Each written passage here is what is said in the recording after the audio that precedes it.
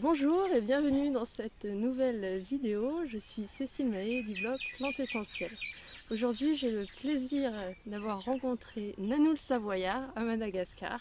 Bonjour Nanou. Bonjour. Nanou produit des huiles essentielles exceptionnelles. Et il a un parcours qui est pas moins exceptionnel d'ailleurs, puisque finalement, Nanou le Savoyard, il est passé en Corse, à La Réunion, avant d'arriver à Madagascar. Voilà. Est-ce que tu peux nous en dire plus? En passant par Maurice. En passant par Maurice en plus. J'ai commencé à distiller à La Réunion, C'était à La Réunion. au Maïdo, parce que la maison que j'ai achetée, il y avait un alambic. Tout simplement. Voilà, tout simplement. J'étais utilisateur, consommateur d'huile essentielle, rarement, parce que bon, j'étais rarement malade de par mon alimentation, donc je n'avais pas besoin d'huile essentielle, mais par contre pour les blessures très souvent, puisqu'on faisait du VTT, de la moto et tout ça, donc on arrive de se blesser, même en travaillant dans les champs avec les ronces, on s'abîme, on se fait mal, donc bon, les huiles essentielles c'est génial pour désinfecter, pour cicatriser. Voilà, donc j'ai acheté mes huiles essentielles en magasin diététique ou chez des producteurs. Voilà. Jusqu'au jour où du coup tu as pu distiller toi-même. Voilà, parce que y avait un alambic dans la propriété que j'ai acheté au Maïdo et que le vieux monsieur m'a dit si ça vous intéresse, je peux vous apprendre. Ben, j'ai dit oui, je veux bien, parce que faire moi-même mes huiles essentielles, ça serait mieux que de les acheter. Je sais au moins comment elles sont faites et je sais la qualité. Donc ici on fait pas à feu nu parce que il faut économiser le bois. Alors qu'ici, les gens déboisent à tour de bras, donc il ne faut pas déboiser, il faut qu'on fasse planter. Donc en faisant ça, on consomme 10 fois moins de bois qu'avec feu nu. Donc on met toujours une boîte de sardines. Sans boîte de sardines, on ne peut pas distiller. Parce que c'est le seul témoin qui permet de voir l'huile essentielle. Vous voyez? Quand ça coule, vous voyez les petits yeux dessus. Oui. Ça, c'est l'huile essentielle. Donc si on chauffe trop, il y a une couche d'huile dessus. Ça veut dire que c'est pas bon, il faut réduire le feu parce que ça va... parce qu'on chauffe trop, ça détruit une partie des propriétés de l'huile essentielle. S'il sort que de l'eau, il n'y a pas d'huile essentielle, ça veut dire qu'il faut chauffer un peu plus. Voilà, c'est le témoin pour la distillation. Ça permet de voir, vous voyez, là on voit qu'il y a de l'huile essentielle dessus. Voilà. Donc l'huile essentielle descend dans le tuyau là. Ici, il remonte un peu. Voilà, ça a commencé comme ça. Voilà, par hasard en 1998, quand je suis monté au Maïdo, où j'ai créé la distillerie du Maïdo.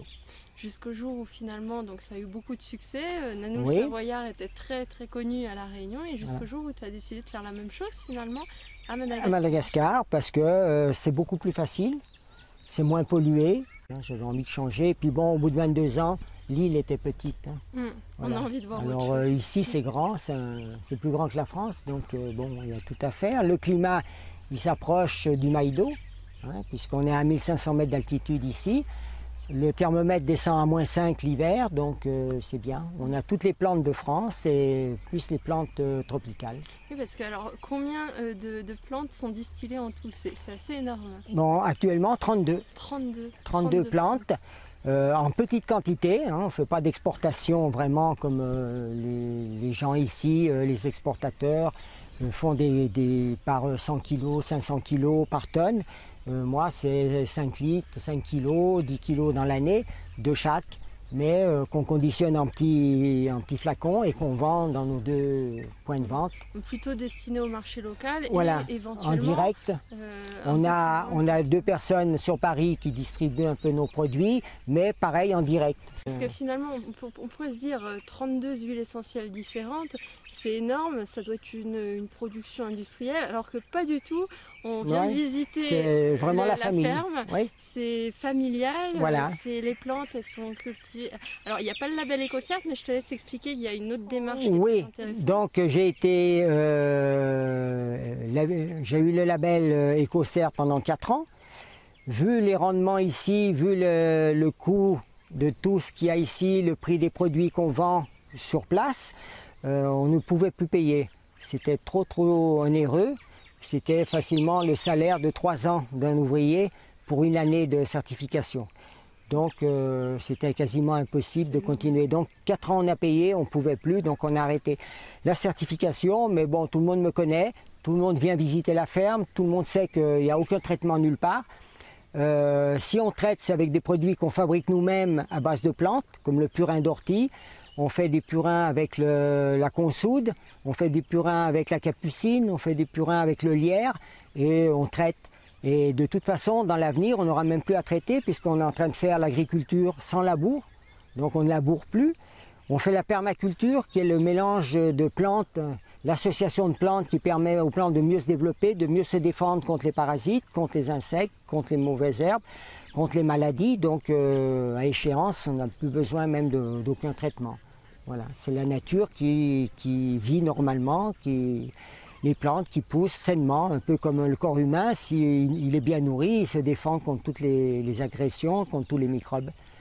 Voilà, c'est un peu ça. Voilà, finalement. Et c'est aussi ça qui explique la qualité du produit final. Voilà. Il y a quoi? Il y a le mode de culture, il y a la façon dont on distille aussi peut-être? Oui, il y a le lieu aussi. Le lieu où là, on est à 70 km de la ville et donc il n'y a aucune pollution.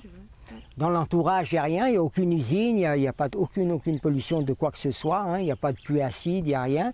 Donc on a des plantes quand même beaucoup plus saines que dans beaucoup d'endroits, même s'ils ont plein de certifications de toutes sortes. Alors où exactement? On va en profiter pour donner l'adresse pour ceux qui... Donc on a une distributrice qui fait tous les salons. Elle a fait la foire de Paris, le salon du tourisme, tous les salons qu'il y a dans la région parisienne. Et ça s'appelle Sous les baobabs à Madagascar, non Sous les baobabs de Madagascar au marché. Sous les baobabs de Madagascar au marché.